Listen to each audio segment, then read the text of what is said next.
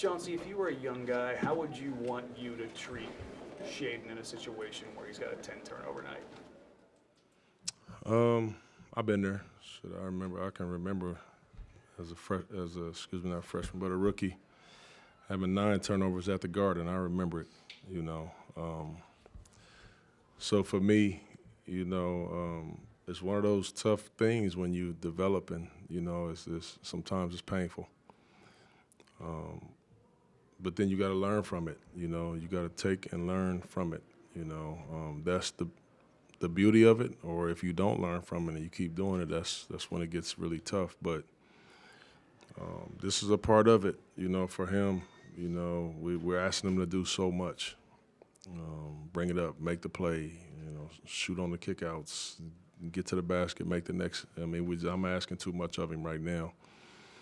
And he's not a natural playmaker yet, so we're asking him to do that too.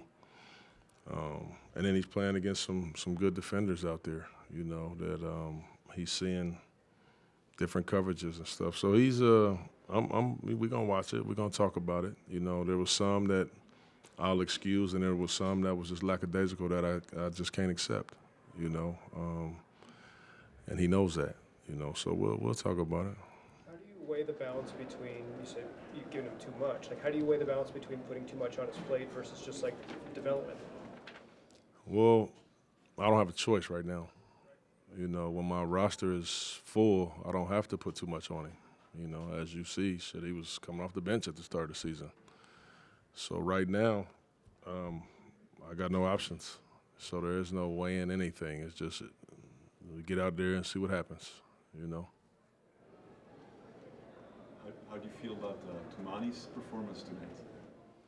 I thought Tumani, I really did. I thought just his pressure up the floor, he single-handedly changed the game for us by himself. Just one guy pressuring up the floor. He gave us a lot of energy. He slowed their offense down, took time off of the clock. He was just a one-man wrecking crew out there.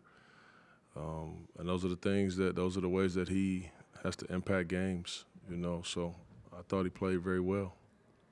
On Tumani, Chauncey, do you envision him being a guy, because you put him on wings primarily throughout the season, but D'Lo really didn't do anything after you put Tumani on him. Is that something you see being able to deploy him to put him on lead guards often? I like it. I do. I move him around, to be honest with you. He's not a guy that I'm going to say, all right, I'm going to always just put him on point guards.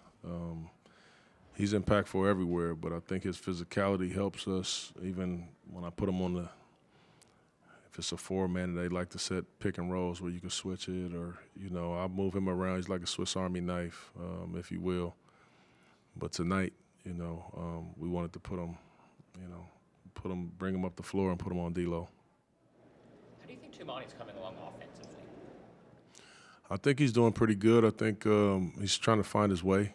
There was a couple of times there that he was on the weak side and he should have stayed in the corner, and naturally he kind of slid up the floor, and, the corner pass was wide open. He's just trying to figure it out.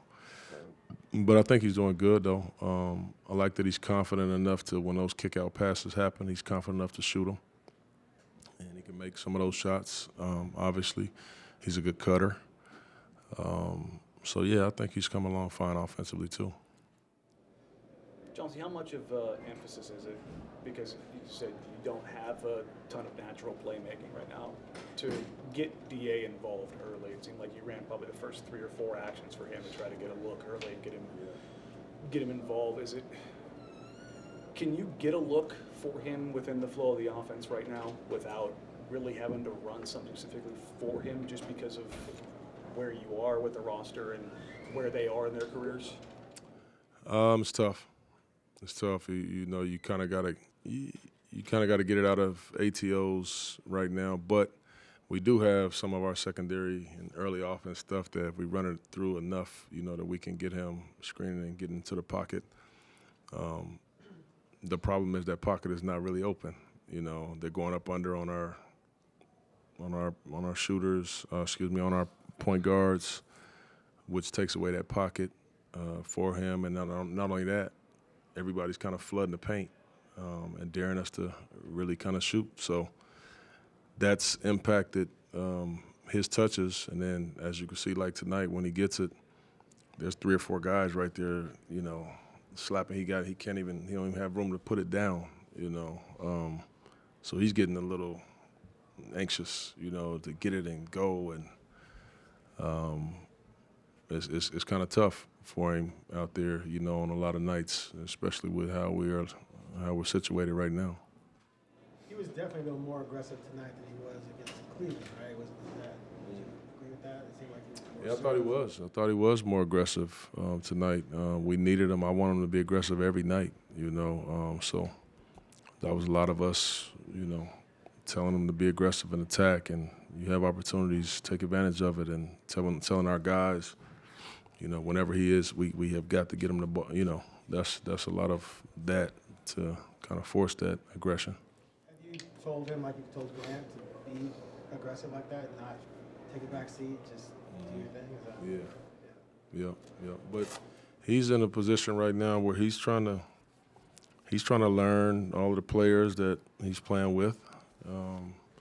They're trying to learn where he likes it at, and then even when you run plays sometimes and try to get him to where he likes it at, and we can't even get it to him, So it's a little frustrating, not only for him, it's frustrating for me,